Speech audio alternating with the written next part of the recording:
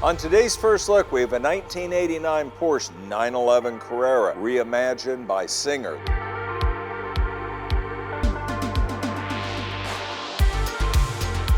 It's powered by a 4-liter engine built by Ed Pink and features high-flow catalytic converters.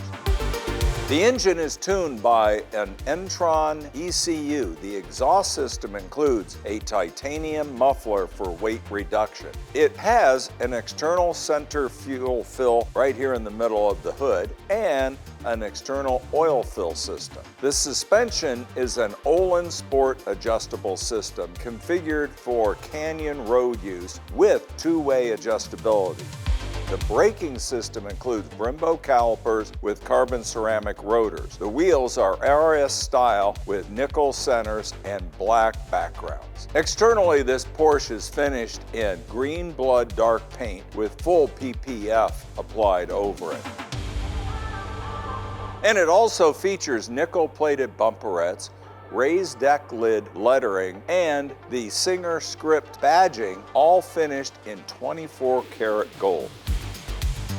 The interior is trimmed in premium leather, including baseball glove style Conley Mazda leather.